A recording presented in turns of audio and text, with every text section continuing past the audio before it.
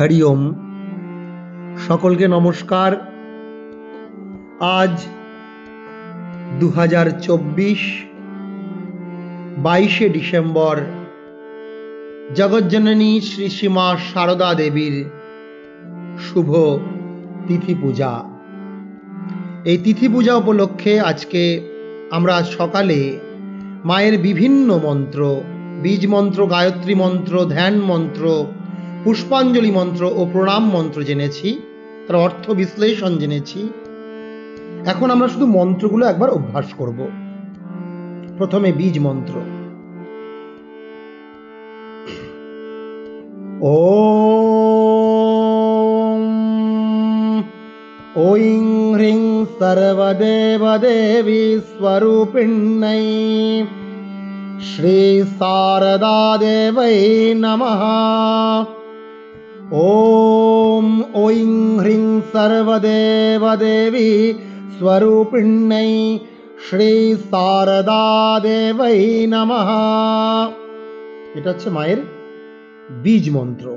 এবার গায়ত্রী মন্ত্র, শ্রী শ্রী শারদা দেবীর গায়ত্রী মন্ত্র।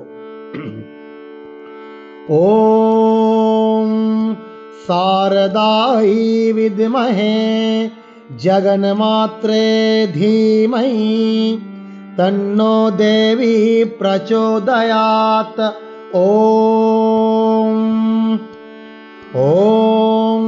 शारदाय विद्महे जगन्मात्रे धीमहि तन्नो देवी प्रचोदयात्।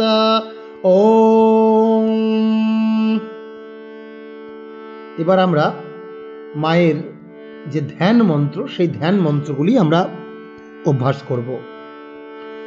ওম ধ্যান, ওম ধ্যায়ে চিত্তম, ওম ধ্যায়ে চিত্ত সরোজস্থাম सुखासीनां कृपामयीं। ओम ध्याये चित्त सरोजस्थां सुखासीनां कृपामयीं प्रसन्नवदनां देवीं द्विभुजां स्थिरलोचनां प्रसन्नवदनां देवीं द्विभुजां स्थिरलोचनां। এবার আমরা দ্বিতীয় ধ্যান মন্ত্রটি অভ্যাস করব। আলুলায়িত কেশার্ধাম বক্ষস্থল বিমণ্ডিতাম, আলুলায়িত কেশার্ধাম বক্ষস্থল বিমণ্ডিতাম श्वेतवस्त्रावृतार्धङ्गां श्वेतवस्त्रावृतार्धङ्गां हेमालङ्कारभूषितां हेमालङ्कारभूषितां। तृतीय ध्यान मंत्र। स्वक्रोरण्यस्तहस्ताञ्च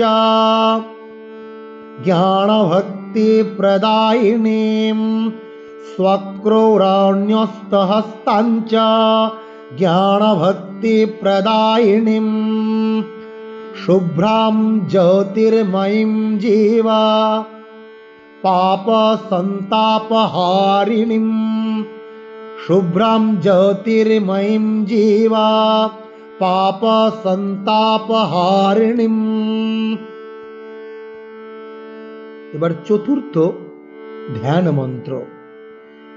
রামকৃষ্ণ গত প্রাণাম তন্নাম শ্রবণ প্রিয়াম, রামকৃষ্ণ গত প্রাণাম তন্নাম শ্রবণ প্রিয়াম তদ্ভাবরঞ্জিতাকারাম তদ্ভাবরঞ্জিতাকারাম জগন্মাতৃ স্বরূপিণীম জগন্মাতৃ স্বরূপিণীম।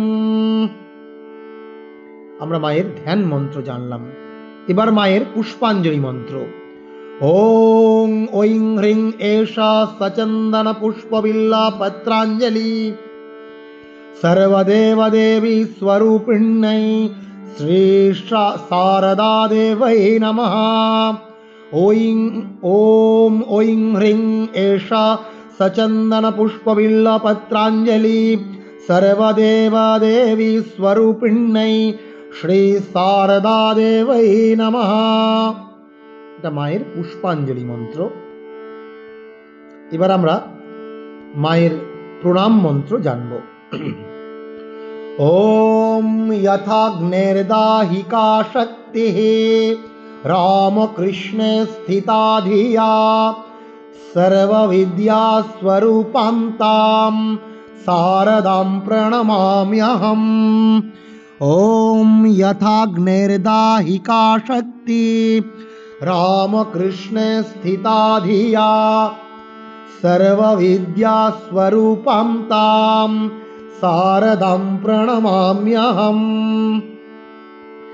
जननीं शारदां देवीं रामकृष्णं जगद्गुरुं पादपद्मे तयोः श्रित्वा प्रणमामि मुहुर्मुहुः। जननीं शारदां देवीं रामकृष्णं जगद्गुरुं पादपद्मे त्रयो श्रित्वा प्रणमामि मुहुर्मुहुः। पादपद्मे तयो श्रित्वा प्रणमामि मुहुर्मुहुः।